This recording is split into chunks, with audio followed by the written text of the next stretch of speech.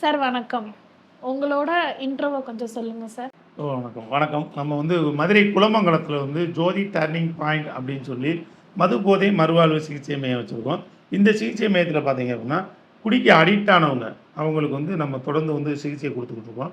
அதாவது 3 மாதம் 4 மாதம் அந்த மாதிரி அவங்க கண்டிஷன்ஸை பொறுத்து உடல் ரீதியாகவும் சரி அவங்களுடைய குடியினுடைய அளவு தன்மை எவ்வளோ இருக்குன்னு பார்த்து அதுக்கேற்ற மாதிரி நம்ம ட்ரீட்மெண்ட் கொடுத்துக்கிட்டு இருக்கோம் மேடம்.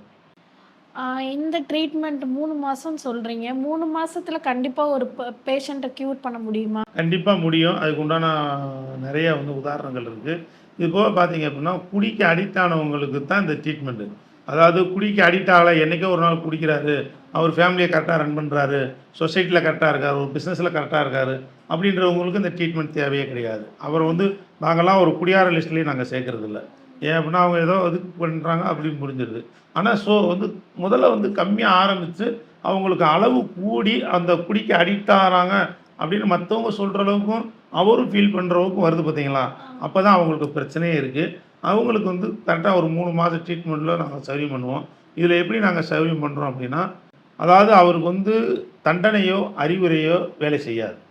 அவருக்கு வேலை செய்யக்கூடியதுனா மருத்துவமும் கவுன்சிலிங் தான். இது ஃபுல்லாக நாங்கள் கொடுத்துருவோம். காரணம் என்னன்னு கேட்டிங்கன்னா, நம்ம அவர் உடல் ரீதியாக ஒரு 10 வருஷமோ 15 வருஷமோ குடித்த குடி உடல் ரீதியாக அவருக்கு நிறைய பிரச்சனைகளை கொடுத்துருக்கோம். நிறையா அந்த ஆல்கஹால் பூரா ரத்தத்தில் ஜாயிண்ட் ஆகிருக்கும். இந்த மாதிரி நிறைய விஷயங்கள் இருக்குது. இதையெல்லாம் மெடிசின்ஸ் மூலமாக ரிமூவ் பண்ணுவோம். ஒரு 1 மந்த்தாட்டு குறைஞ்சது மெடிசின்ஸ் போகும். அதுக்கப்புறம் அந்த யூரின் மூலமாக பூரா வெளியேறினதுக்கப்புறம் அவர் உடம்பு கொஞ்சம் ஃப்ரீ ஆகிடும். அதுக்கப்புறம் அவர் குடியிலேருந்து வெளியே வரணும் அப்படின்ற எதுக்காக வரணும், நம்ம எல்லோரும் குடிக்கிறாங்க, நீங்களும் குடிக்கிறீங்க, அப்போ உங்களுக்கு அவங்களுக்கு என்ன வித்தியாசம், நீங்கள் எதனால் குடியிலேருந்து வெளியே வந்தாகணும் அப்படின்ற விஷயத்த தொடர்ந்து கவுன்சிலிங் மூலயமா நாங்கள் கொடுத்துக்கிட்டே இருக்கோம். தன்னை உணர்தல் அப்படின்ற ஒரு ப்ரோக்ராம் இருக்குது.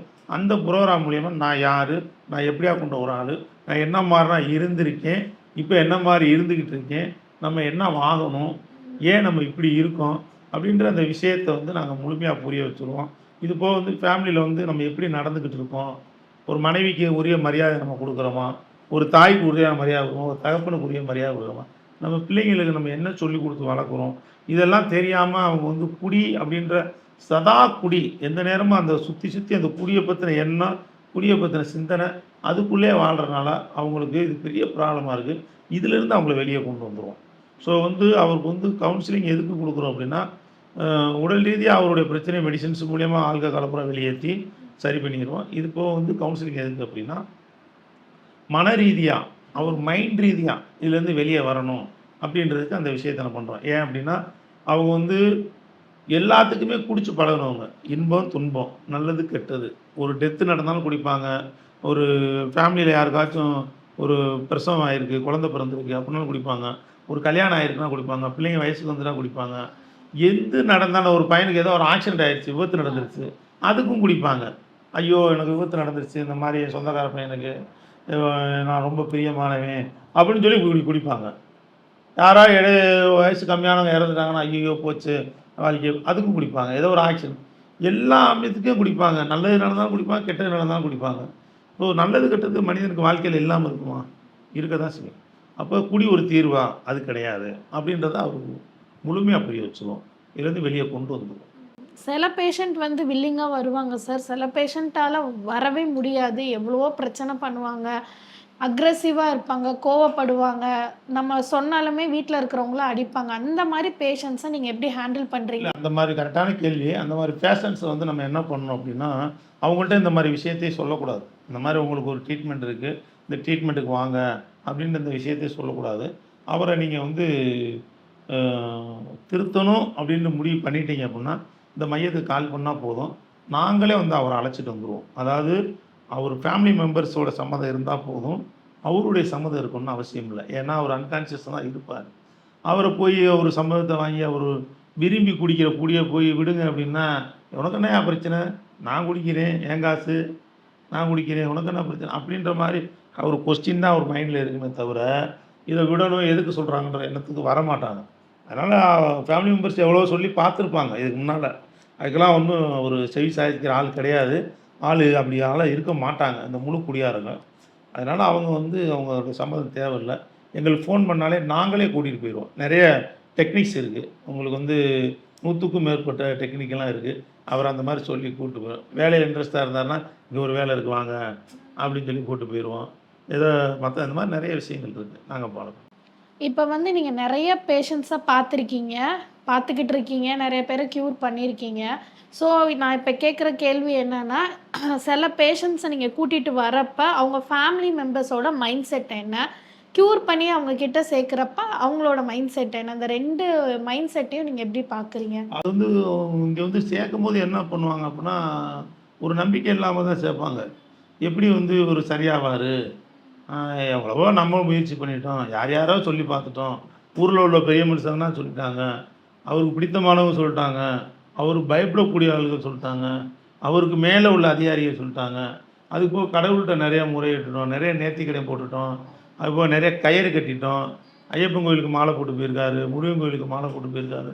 இப்படி ஆளாளுக்கு அவங்கவுங்க ஒரு ஆன்மீக ரீதியாகவும் ட்ரை பண்ணி பார்த்துருப்பாங்க. நிறைய அவங்க போகாத கோயில் இருக்காது.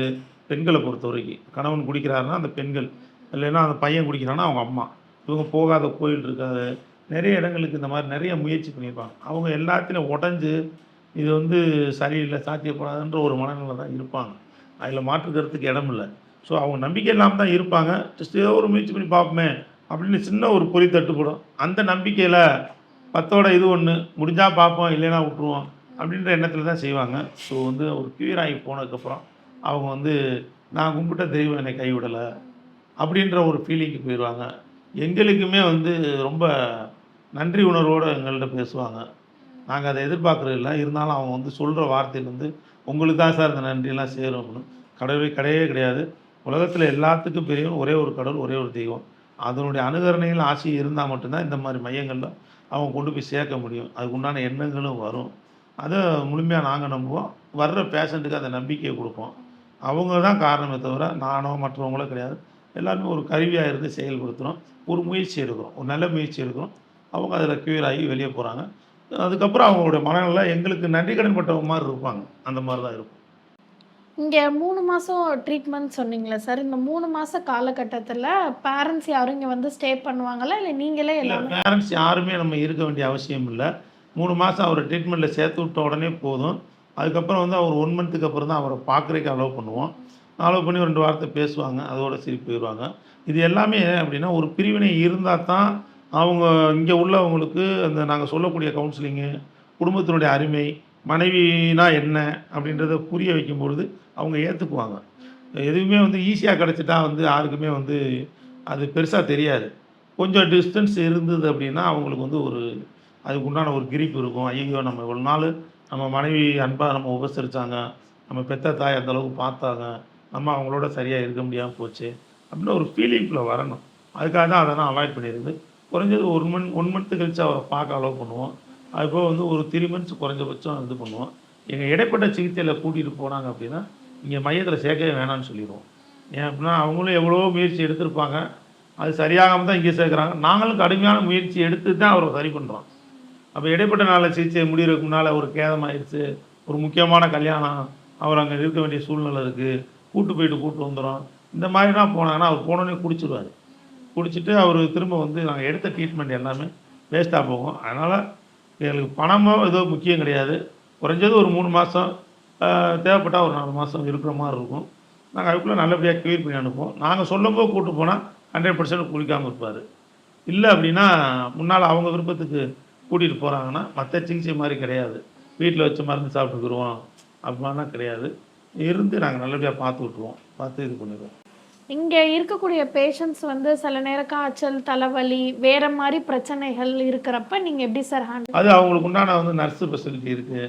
நர்ஸே எந்த நேரம் கண்காணித்து பார்த்துக்குவாங்க. டெய்லி வெயிட்டு பார்த்துக்குவாங்க. அதுபோக வந்து கொலஸ்ட்ரால் லெவலில் இருக்குது, சுகர் எப்படி இருக்குது, ப்ரெஷர் எப்படி இருக்குது, எல்லாமே பார்த்துருவாங்க.